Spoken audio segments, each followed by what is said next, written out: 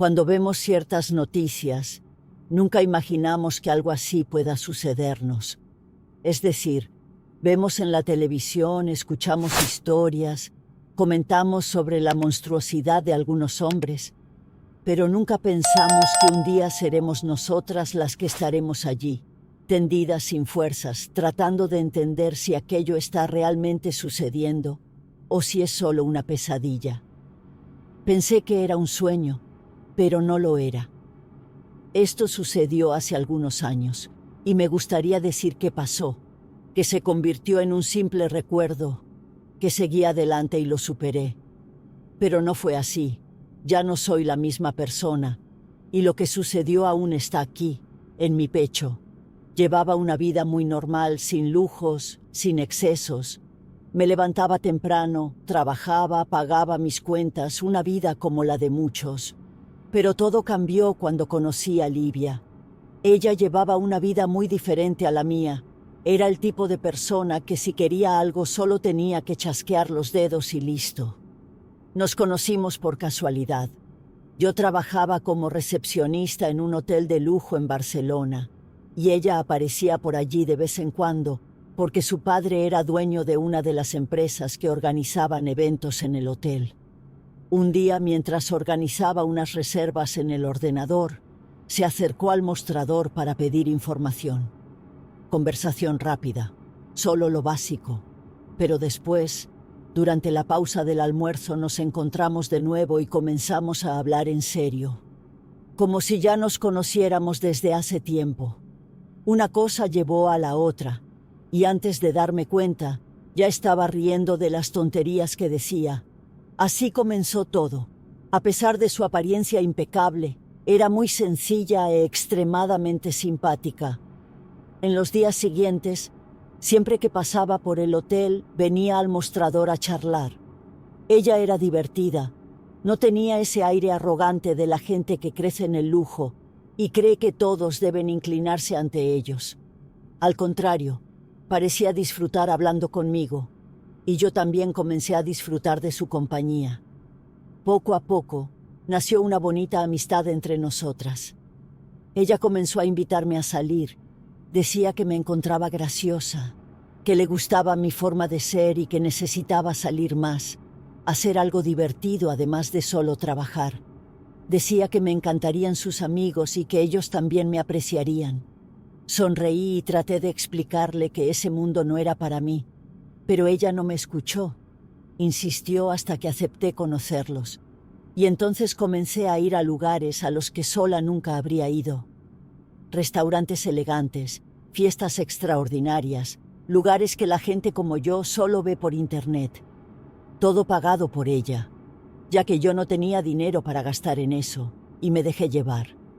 No entraré en muchos detalles sobre Livia. Ella tiene su importancia en la historia, pero no es la protagonista aquí. Lo que importa es que gracias a ella conocí a Rafael. Recuerdo exactamente el día, el lugar, la ropa que llevaba puesta. Parece tonto recordar todos esos detalles, pero a veces mi mente vuelve a ese momento como si quisiera rebobinar la cinta y mostrarme dónde me equivoqué.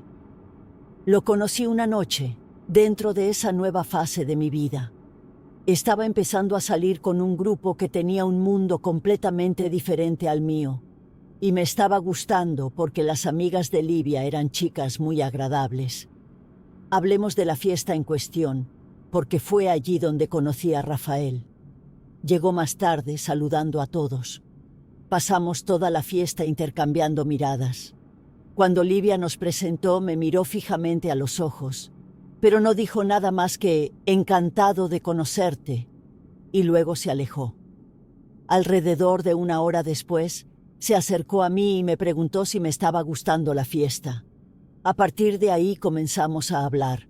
Fui sincera, le dije que esas fiestas eran una novedad para mí, que no formaba parte de ese mundo, que era una simple trabajadora y que era una nueva amiga de Livia. No quise mentir, porque no tenía por qué ocultar mis orígenes. A él no le importó. De hecho, pareció encontrarlo interesante. Comenzó a preguntarme muchas cosas. ¿Dónde vivía? ¿Dónde trabajaba? si había viajado al extranjero, si me gustaba salir. Una cosa llevó a la otra y me sentí muy cómoda. En un momento de la conversación, Rafael mencionó que estaban planeando hacer un pequeño viaje y que debería ir con ellos. Sonreí y le dejé claro que las cosas para mí no eran tan simples. Trabajaba y no tenía esa libertad para dejarlo todo y salir de paseo. Pero él insistió. Dijo que el hotel donde yo trabajaba era del padre de uno de sus amigos, que eso no sería un problema. Lo dijo con tanta confianza que parecía verdad, como si el mundo realmente funcionara así, solo con un chasquido de sus dedos. La semana siguiente nos volvimos a ver. Se notaba que estaba interesado en mí. La forma en que me miraba, cómo iniciaba conversaciones, cómo siempre intentaba estar cerca. Hablamos mucho esa noche y en un momento intentó besarme. Lo rechacé. Y aquí debo abrir un paréntesis muy importante. Nunca fui de las que besan a cualquiera a la primera. Aunque estuviera interesada, no soy así. Siempre he sido más seria en ese sentido. Y aunque Rafael pareciera un príncipe azul, no iba a ser una excepción solo porque era rico, guapo, y me hacía sentir especial.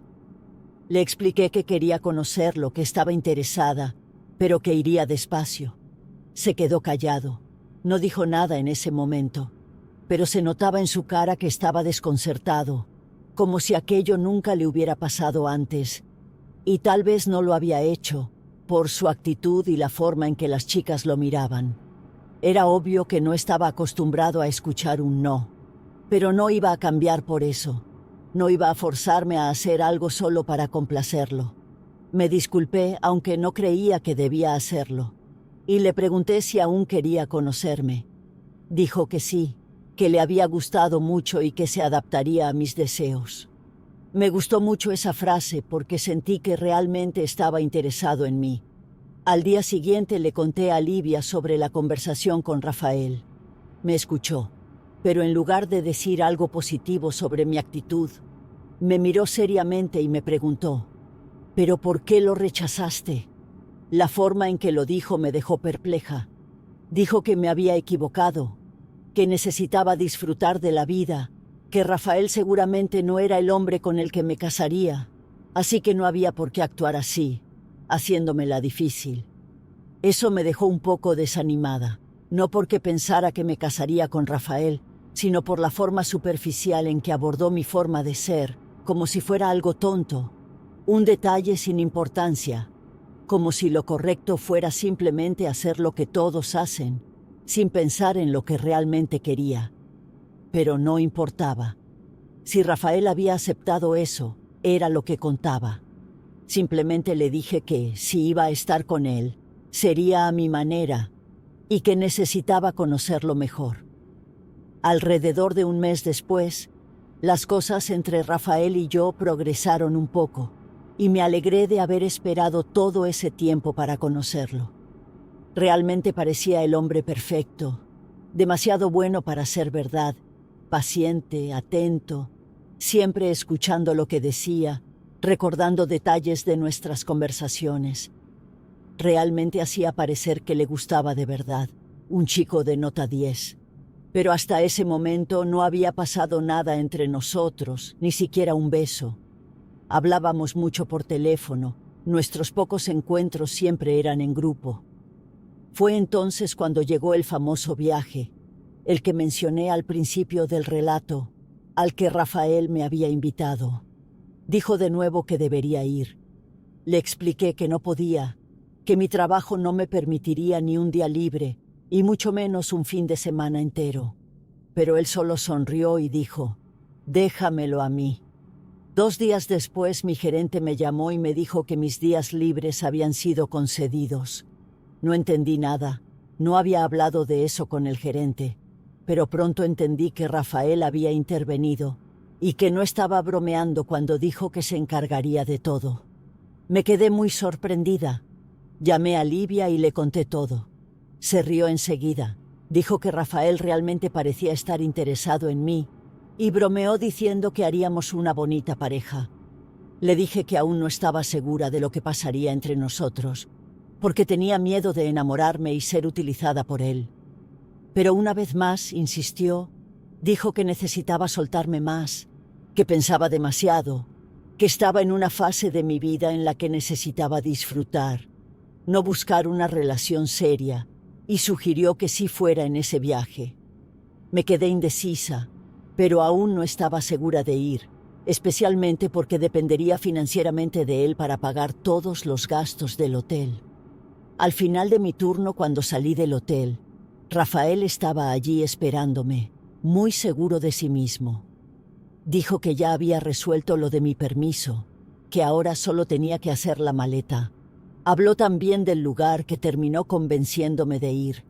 Sin embargo, le dije que quería mi propia habitación en el hotel, nada de compartir habitación con él. Lo dije sonriendo, pero quería que entendiera que dormir con él no era algo que tuviera intención de hacer en ese viaje. Nos acercamos mucho, fuimos a un lugar muy elegante, de esos a los que nunca habría ido en la vida si no fuera por él. El hotel era increíble, todo gigantesco, lleno de lujo. La habitación parecía sacada de una revista, la piscina enorme, todo impecable. Estaba encantada con eso. Parecía un sueño, y no era solo el lugar.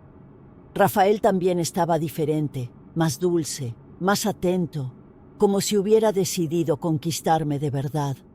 Hacía todo lo posible para hacerme sentir especial, y me dejé llevar. Fue en ese viaje cuando ocurrió el primer beso. Él quería ir más allá, pero no lo dejé.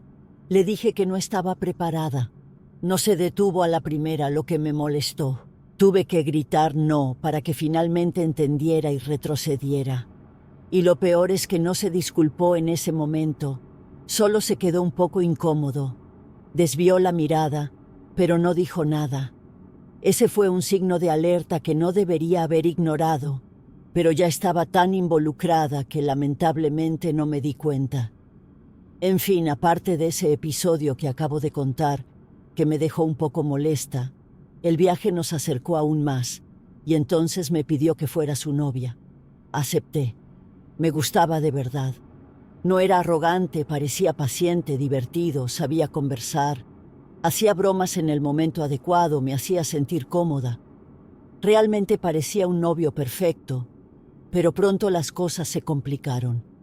En una fiesta en su casa, ya que sus padres estaban de viaje, su casa ni siquiera sé explicar, parecía cosa de película. Cuando llegué me quedé parada en la puerta unos segundos porque ni parecía real. Mi casa entera debía caber en su sala. La televisión parecía una pantalla de cine. La casa tenía 2 pisos y la escalera que conectaba un piso con el otro parecía de cristal.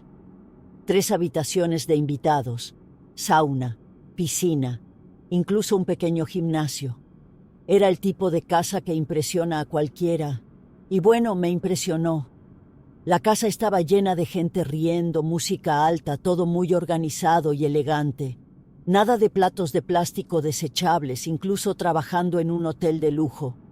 Nunca había visto un buffet como ese. Rafael estaba animado. Me tomó de la mano y comenzó a presentarme a algunas personas. La mayoría ya los conocía de vista, amigos suyos de las fiestas a las que asistía con Livia y sus amigas. Después de un rato, Rafael me llamó para subir. Dijo que quería mostrarme su habitación. No vi razones para rechazarlo. La habitación era gigante y hermosa. Había una hermosa cama king size. Cerró la puerta detrás de mí y me atrajo hacia él. Comenzó a besarme. Al principio todo bien, pero luego comenzó a querer más.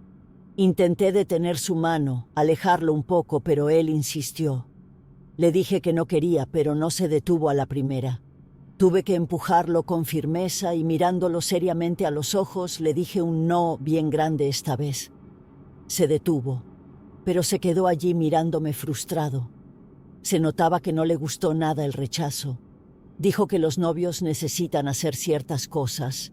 Respiré hondo y le expliqué que lo sabía, pero que aún no me sentía preparada. Se enfadó y salió de la habitación, cerrando la puerta de un portazo. Me quedé parada unos segundos, tratando de entender lo que acababa de suceder. Una vez más estaba siendo agresivo, no físicamente, pero en su actitud, en la forma de manejar las cosas. Debería haberme dado cuenta de eso y haberme alejado, pero en lugar de eso, fui tras él. Cuando lo encontré en el pasillo, aún con cara de enfado, simplemente lo abracé. Le pedí que tuviera un poco más de paciencia. Me disculpé por mi forma de ser, por ser diferente de la mayoría. Le expliqué que me gustaba hacer las cosas despacio, pero que me gustaba mucho.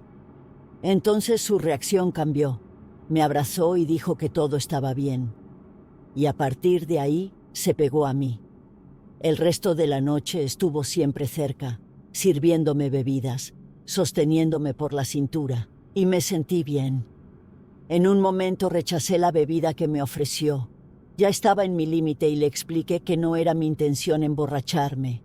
Me acarició la cara y dijo que, si eso sucedía, cuidaría de mí, que en su casa estaba segura y que si quería dormir allí, no tenía que preocuparme.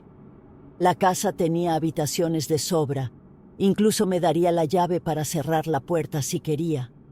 Lo dijo de una manera tan seria, tan sincera, como si no tuviera segundas intenciones conmigo, y mirando su actitud cariñosa y el ambiente de la fiesta, la idea de dormir allí comenzó a tener sentido. La casa era muy cómoda. ¿Por qué no quedarme? En un momento se alejó, diciendo que iba al baño. Cuando regresó, trajo una nueva bebida. Dijo que la había preparado él mismo y que era una de sus bebidas favoritas. Dijo que no tenía mucho alcohol, que necesitaba probarla. Aunque no tenía intención de seguir bebiendo, bebí. No quise ser grosera, pero ahí fue cuando me metí en problemas. En algún momento todo se volvió extraño. Era como si mi cuerpo se estuviera apagando, pero mi mente aún estaba despierta. Veía todo, oía todo, sentía todo, pero no podía reaccionar. El sonido de la música, la risa de las personas presentes, poco a poco parecía más lejano, como si estuviera escuchando todo bajo el agua. Mi visión comenzó a desdibujarse, mi cabeza se volvió pesada. Lo miré medio asustada y le pregunté con la voz toda confusa, ¿qué estaba pasando? Sonrió, me acarició la cara y dijo que todo estaba bien, que estaba conmigo. Después de eso, todo se volvió confuso. No recuerdo bien cómo llegué a su habitación. Los recuerdos de esa noche son fragmentados. Recuerdo la puerta cerrándose. Recuerdo su risa diciendo algo. Recuerdo su peso sobre mí. Y recuerdo no poder hacer nada. Creo que nadie nunca entenderá lo que es estar allí, acostada, viendo todo suceder y no poder reaccionar. No podía mover los brazos, no podía empujar, no podía hablar bien. Lo intenté, juro que lo intenté, pero las palabras no salían. Sentía todo, su peso, el olor a alcohol, veía todo, pero no podía moverme, y no hay nada peor. Y luego, después de un rato, me desmayé. Cuando desperté, ya estaba amaneciendo. Mi boca estaba seca, mi visión aún estaba un poco borrosa, pero sabía lo que había sucedido. Estaba con mucho dolor y sucia ahí abajo. Además, mi cabeza parecía que iba a explotar en cualquier momento. Quería llorar, pero ni siquiera podía. Me levanté tambaleándome. Mi ropa estaba tirada en el suelo. Ni siquiera se molestó en vestirme. Me vestí como pude, porque mi cabeza aún estaba un poco lenta. Abrí la puerta y miré hacia el pasillo. Abajo la sala era un caos. Botellas, vasos, un fuerte olor a alcohol y también a vómito. También había gente durmiendo, todos esparcidos, enredados. Fue entonces cuando vi a Livia. Ella también estaba allí, aunque no la había visto la noche anterior. Estaba en el sofá, tirada de cualquier manera, toda torcida. La sacudí suavemente por el hombro. Tan pronto como abrió los ojos, le conté lo que Rafael me había hecho. Se sentó rápidamente, me preguntó si estaba segura de lo que estaba diciendo, porque parecía estar borracha, pero le aseguré que sí, que estaba segura, y que no estaba bien. Tomó su bolso y dijo que teníamos que salir de allí. Solo asentí. No quería quedarme allí ni un segundo más. Fui a casa de Livia. En el camino aún estaba un poco mareada, un poco perdida, sintiendo mi cuerpo pesado. Tan pronto como llegamos, me dio un vaso de agua y me hizo sentar en el sofá. Dijo que estaba pálida, que necesitaba respirar hondo. Pero no quería respirar hondo, quería que me escuchara. Entonces le conté todo desde el principio. Le conté la sensación extraña justo después de beber esa bebida. Cómo no podía reaccionar, cómo lo veía todo. Sentía todo, pero no tenía poder sobre mi cuerpo. Pensé que se indignaría, que diría que aquello era un absurdo, que estaría de mi lado sin cuestionar nada. Pero no fue eso lo que sucedió. Livia comenzó a distorsionar todo. Dijo que tal vez yo había consentido y no recordaba porque estaba borracha, al igual que ella y los demás. La miré sin creerlo y en voz alta le dije: «Me drogó sin que yo lo supiera, ¿no lo entiendes?» Pero ella no parecía convencida. Dijo que él no me drogaría en contra de mi voluntad, que con seguridad yo había aceptado usar drogas y simplemente no lo recordaba. Pero insistí y persistí en que nunca haría eso. Le expliqué más de una vez que eso sucedió en contra de mi voluntad, que nada fue consensuado. Pero nada de lo que decía ella creía. Decía que si yo estaba allí y si había aceptado subir a su habitación, entonces solo significaba que estaba interesada, ya que él no podría haberme llevado ni arrastrado por esas escaleras. Ya no sabía si estaba enojada o en shock porque ella no me creía. Y entonces me preguntó: «¿Quieres denunciarlo?». Pero ni siquiera esperó mi respuesta. Antes de que pudiera decir nada, ella misma respondió por mí.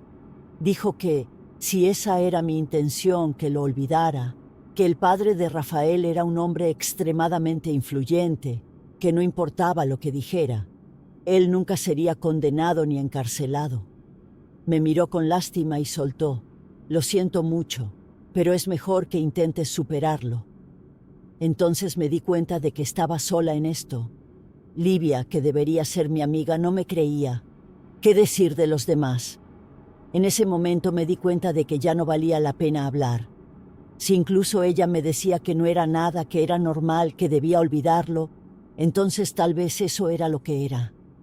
No quería pasar por la vergüenza de contarle a los policías lo que había sucedido y exponerme. Probablemente me tildarían de mentirosa o incluso de estafadora. Le pedí que me llevara a casa. Tan pronto como llegué, fui directamente al baño. Quería ducharme, quitarme esa suciedad del cuerpo. Lo que más me impresionaba era sentir un dolor inmenso en mis partes íntimas y no recordar lo que ese monstruo me había hecho. Me tiré en la cama y allí me derrumbé en llanto. Fue entonces cuando llegó la culpa. ¿Y si Livia tenía razón? ¿Y si realmente la culpa era mía? Tal vez debería haber hecho algo. Nunca debía haber tomado esa bebida. Nunca debía haber ido a esa fiesta. Nunca debía haber confiado en él. Me quedé 2 días sin salir de casa. Llamé al trabajo, dije que estaba enferma. Livia me envió mensajes varias veces, preguntando si quería hablar. Ignoré todos. No quería hablar con ella. De hecho, no quería hablar de eso con nadie. Quedarme en casa solo empeoró todo. No podía olvidar los abusos de esa noche. Los flashes volvían todo el tiempo, como si mi cabeza estuviera atrapada en esa noche y no pudiera salir. Incluso tenía pesadillas con eso. Sentía náuseas, escalofríos, rabia, vergüenza, asco. Aunque tenía ese torbellino de sentimientos negativos, tuve que levantarme. Si seguía así, aún podría perder mi trabajo. Al tercer día volví al trabajo. Jacqueline, una colega mía, se dio cuenta de que estaba diferente. Siempre fui alegre, bromista, conversadora, y ahora estaba callada, distante, tratando a los clientes con frialdad. Me llamó aparte y me preguntó qué había pasado. Le dije que nada importante, que estaba todo bien, solo con mucho dolor de cabeza. Pasaron 3 días y seguía con el mismo aspecto triste. Cuando no podía soportar la tristeza allí en esa recepción, corría al baño a llorar. Hasta que Jacqueline, un día, vino detrás de mí, insistiendo en que me desahogara con ella. Dijo que me conocía muy bien y que sabía que algo muy malo había sucedido. Me derrumbé en llanto. Estaba sofocada por ese dolor que parecía que nunca iba a pasar. Me abrazó y dijo que podía confiar en ella, que si algo había sucedido, ella estaba allí por mí. En ese momento no pude contarle porque solo podía llorar, pero a la hora del almuerzo le conté todo. Le hablé de Rafael, de la fiesta, de la bebida, de lo poco que recordaba, y le hablé de Livia, que incluso ella decía que la culpa era mía y que estaba tratando de seguir adelante. Olvidar, fingir que no había pasado nada. Jacqueline se quedó perpleja, pero más que eso, se enfadó. Dijo que Livia era de la misma calaña que él, que lo que él hizo no era normal, que necesitaba denunciarlo. Me preguntó si Rafael se había puesto en contacto conmigo. Le dije que no, y fue entonces cuando ella me sacudió y, mirándome seriamente, dijo: ¿No te das cuenta de que él sabe que lo que hizo estuvo mal? Si todo estuviera bien como afirma tu amiga Livia, entonces ¿por qué desapareció si ustedes estaban saliendo? Realmente él desapareció. Él sabía que se había equivocado. Ella continuó diciendo que necesitaba reaccionar, que él necesitaba pagar, que ya debería haberlo denunciado. Le dije lo que Livia me había dicho sobre su padre, sobre él siendo rico, poderoso, con amigos capaces incluso de ponerme tras las rejas por calumnia y extorsión, ya que eso era probablemente lo que él alegaría. Pero Jacqueline no aceptó esa respuesta y me insistió en que lo denunciara. Y después de muchos argumentos, acepté denunciarlo. Y fue entonces cuando el infierno comenzó de verdad. Llegué a la comisaría muy avergonzada. Dije que quería registrar un informe de violencia sexual. El policía que me atendió me miró de arriba abajo, no con desprecio, sino con una mirada de que lo que tenía que contar fuera normal. Pedí mi documento, abrió el ordenador y comenzó a registrar. Primero me preguntó qué había sucedido, cuándo, cómo, quién era el agresor. Me aseguré de decir que fui drogada, que no consentí el acto, que sabía lo que había sucedido, pero no podía moverme en ese momento. El policía escribía todo sin mostrar emoción. En un momento dado dejó de escribir y me preguntó por qué tardé 8 días en denunciar. Respondí que tenía miedo, que sabía quién era él, que sabía quién era su padre. No dijo nada, solo me dijo que esperara a que un investigador viniera a hablar conmigo. Mientras esperaba me enviaron a hacer un examen de cuerpo del delito. La médica del IML era más simpática que el policía. Al menos me miró con un poco de empatía. Me hizo algunas preguntas. Me preguntó si tenía algún dolor, si recordaba algo más específico. Le dije del dolor en mis partes íntimas que sentí tan pronto como desperté. Ella anotó todo y me explicó que, como ya habían pasado 8 días, el examen podría no encontrar pruebas físicas porque ya no se podía recolectar nada. O sea, todo dependía de lo que yo dijera. Al final solo me pidió que firmara un papel confirmando que había hecho el examen y me liberó. Volví a la comisaría, esperé un poco más y finalmente un investigador me llamó. Me hizo las mismas preguntas de antes: ¿dónde? ¿Cuándo? ¿Cómo? ¿Quién? Sin embargo, volví a hablar sobre la fiesta, sobre la bebida, sobre la sensación de estar drogada, sobre despertar. Él anotó todo y dijo que el caso iría a investigación. Pero por la forma en que lo dijo, entendí que solo estaba perdiendo mi tiempo. 2 días después, me volvieron a llamar a la comisaría. Esta vez el abogado de la familia ya estaba involucrado, y fue la primera vez que me di cuenta del tamaño de la pelea que había comprado. El tono cambió. Las preguntas se volvieron más agresivas. Comenzaron a preguntarme qué llevaba puesto esa noche, si había bebido, si ya había estado con Rafael antes, si estaba segura de que él me drogó o si podría haber exagerado con la bebida, si no fue solo un malentendido, si era consciente de lo que significaba acusar a alguien de algo así. Y fue entonces cuando entendí cómo funcionan estas cosas. No importaba lo que dijera. Parecía que nadie me creía. Y eso fue solo el comienzo del infierno. Al día siguiente publicó una foto en Instagram.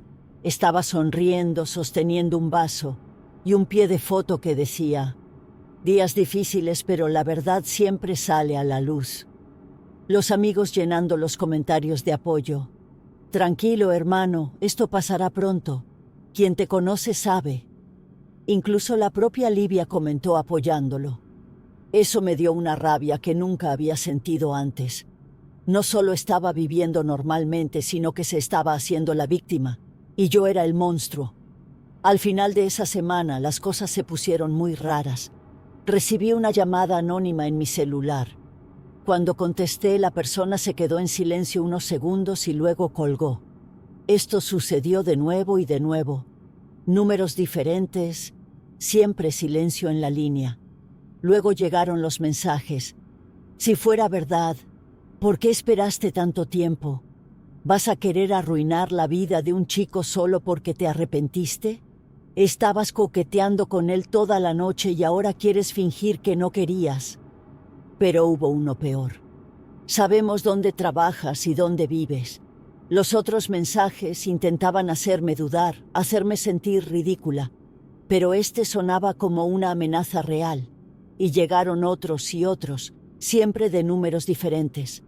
La paranoia comenzó a crecer dentro de mí. Tenía miedo de estar siendo seguida. Comencé a imaginar que cualquier persona que me mirara en la calle me estaba observando. Alguno de los amigos de él podría estar esperándome a la salida del trabajo, que podrían intentar hacerlo de nuevo. Fue entonces cuando me di cuenta de que ya no estaba viviendo normalmente, siempre en alerta, siempre mirando los coches alrededor antes de entrar y siempre lista para correr. Ya no podía salir sola sin sentir que algo malo iba a pasar.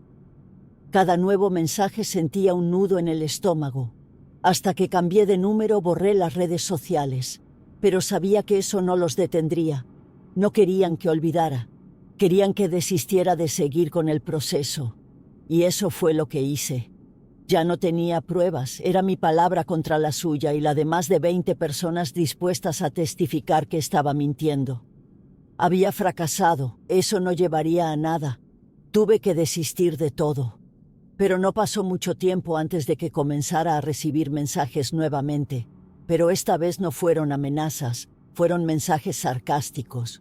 Bloqueé el número de inmediato, pero al día siguiente otro número. Los mensajes de amenaza volvieron. Fue en ese momento cuando me di cuenta de que Rafael había descubierto mi nuevo número, probablemente el hijo del dueño del hotel en el que trabajaba, que debió haber descubierto y dado. Comencé a tener mucho miedo de que me lastimara de nuevo. Llegué al punto de correr hacia la parada de autobús solo porque pensé que alguien me estaba siguiendo. Y fue entonces cuando todo se derrumbó por completo. Rafael apareció en el hotel no para hablar conmigo, estaba con otros 2 amigos. Cuando me vio en la recepción, sonrió con esa sonrisita asquerosa de quien sabe que ha ganado. Me miró directamente a los ojos. Probablemente quería que supiera que estaba cerca, que podía aparecer cuando quisiera. Después de eso, él y sus amigos se dirigieron a la piscina. Desde entonces pasaban con frecuencia frente a mí, y me di cuenta de que eso nunca terminaría. Le dije a Jacqueline que estaba a punto de rendirme, que estaba pensando en irme, abandonar el trabajo. Pero ella dijo que no podía hacer eso. Dijo que no había dejado de buscar soluciones, que no dejaría morir el asunto. Nosotras las mujeres necesitamos unirnos contra estos hombres abusivos, que no siempre pueden salirse con la suya, que si el sistema es corrupto, si la sociedad nos juzga, aún así existe una manera de ganar. La miré y le dije la verdad. Le dije que si eso funcionaba para otros, no para alguien como Rafael, la justicia nunca lo atraparía. Ella dijo que no necesitaba preocuparme, solo tenía que confiar en ella y que él tendría lo que se merece. Me preguntó si tenía algún dinero ahorrado. Tenía una reserva para comprar mi propio lugar. El hotel pagaba un buen salario y nunca fui de gastar todo. Le pregunté qué tenía en mente. Sonrió y dijo que lo descubriría en su momento, que no me lo diría antes porque si lo supiera podría desistir por miedo. Solo repitió que confiara en ella, y obviamente confié en la única persona que estuvo de mi lado, en la única persona que realmente me apoyaba. Más o menos una semana después, tan pronto como llegué al trabajo, Jacqueline dijo que al día siguiente, después del turno, me llevaría a un lugar. También dijo que necesitaba dejar 3,000 aparte. Me pareció mucho, pero no dije nada. En ese momento confiaba totalmente en ella. Y al día siguiente, después del turno, entré en su coche. Estaba asustada todo el camino. Le pregunté a dónde íbamos, pero ella dijo que solo lo descubriría en su momento. Solo cuando llegamos entendí lo que Jacqueline realmente había planeado. Entramos en una especie de salón, y por los tambores, cuadros y objetos colgados en las paredes, entendí de qué se trataba.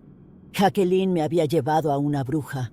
Tuve mucho miedo, porque siempre tuve miedo a los espíritus o cualquier cosa parecida, pero la rabia, el deseo de vengarme, hablaban más fuerte que el miedo. Me tomó de la mano y juntas le contamos todo por lo que estaba pasando. De hecho, la bruja ya sabía por lo que había pasado, pero no tantos detalles. Jacqueline ya le había contado lo básico por teléfono. Con cada palabra una lágrima caía. No tuve fuerzas para contarlo todo. Jacqueline lo hizo por mí. Le contó todo lo que Rafael me había hecho. Todo. Luego sacó algo de su bolso y se lo entregó a la bruja. Una prenda de vestir. Tardó un segundo en darme cuenta. Era de Rafael. En ese momento me quedé confundida. Cuando Jacqueline se dio cuenta de la pregunta en mi mirada y, sonriendo, explicó rápidamente que había tomado esa prenda uno de los días en que Rafael había aparecido en el hotel. Iba directamente a la piscina o al gimnasio, y en el momento en que entró en la piscina y descuidó su camiseta, ella actuó rápidamente. En ese momento, sinceramente, me conmovió que hubiera hecho todo eso por mí. No esperaba que me ayudara tanto. Antes de irme hice el depósito para la bruja y le dije que lo quería muerto, pero antes que sufriera mucho. Ella dijo que en eso no podía interferir, que él tendría lo que se merecía, pero que me quedara tranquila, porque el hechizo era fuerte y lo haría con mucho gusto. Según ella, este tipo de canalla merece lo peor. Cuando salimos de allí comencé a llorar, lloré mucho, mucho. Y Jacqueline y yo nos abrazamos y entonces sucedió algo que no esperaba. Jacqueline y yo nos besamos. No fue planeado, no fue algo que alguna de nosotras intentara forzar. Simplemente sucedió. Me sentí tan segura con ella, tan protegida. El beso llegó solo y lo más loco. No me pareció extraño, no sentí que estuviera mal o que estuviera haciendo algo solo por impulso. Me gustó, y lo que me dejó más confundida, nunca había imaginado que podría gustarme una mujer. Pero así fue. Nos involucramos. A medida que pasaban las semanas, Rafael seguía yendo al hotel casi todos los días, solo para sacarme de quicio. Eso me hacía mal, mal de verdad. Me hacía temblar por dentro y por fuera. Tenía miedo de que aún pudiera hacerme daño, pero cada vez Jacqueline me tomaba de la mano y me decía que pronto él tendría lo que se merecía y que nadie más me haría daño. Mira, conté los días para ver la desgracia caer en la vida de ese hombre, y cuando recibí la noticia sonreí de felicidad. En uno de sus lujosos viajes le fue mal. Les explicaré lo que pasó. La casa donde se hospedaba junto con sus amigos era enorme, con una piscina gigante que estaba justo debajo del balcón del primer piso. Según dijeron, todos ya estaban borrachos y comenzaron a apostar quién tenía el valor de saltar del primer piso a la piscina. Él aceptó el desafío, y bueno, no terminó bien. Según dijeron, solían hacer eso y nunca había salido mal hasta entonces. En el momento en que saltó, se golpeó la cabeza en el borde antes de caer al agua. La gente corrió, entró en la piscina para sacarlo, llamaron a la ambulancia. No murió en el acto, fue llevado al hospital a toda prisa. Los médicos hicieron todo lo que pudieron, todo lo que el dinero de su familia podía pagar. Estuvo 3 días en coma y luego murió. No lloré, pero tampoco sonreí. Solo me quedé allí parada, sintiendo algo extraño en el pecho. No era alivio, no era felicidad, era solo el fin. Él ya no podía hacerme daño, nunca más. No sé qué piensan ustedes sobre las relaciones homoafectivas. No sé si son homofóbicos, si apoyan o si simplemente no les importa. Pero para mí, Jacqueline fue más que un tesoro. Ella fue mi puerto seguro cuando el mundo se derrumbó. Me sacó del fondo del pozo, me ayudó a recoger mis pedazos y poco a poco me está ayudando a volver a ser quien era. O no es fácil, pero ¿saben que también permanece hasta hoy? Ella porque Jacqueline nunca soltó mi mano y yo nunca más solté la suya. Ahora tengo un mensaje para ti, mujer que ha pasado por esto, que lleva este dolor en el pecho, que se despierta en medio de la noche sin aliento, que piensa que nunca volverá a ser la misma. Me gustaría poder decirte que un día todo desaparecerá, que lo olvidarás, que volverás a ser quien eras antes. Pero no funciona así. Lo que te hicieron no te define, pero te marca.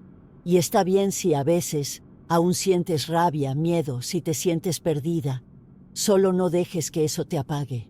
Deja un like y tu comentario sobre este relato que acabo de contarte. Aprovecha y mira uno de estos videos que están apareciendo en tu pantalla. Son historias impactantes que te sorprenderán. Hasta la próxima.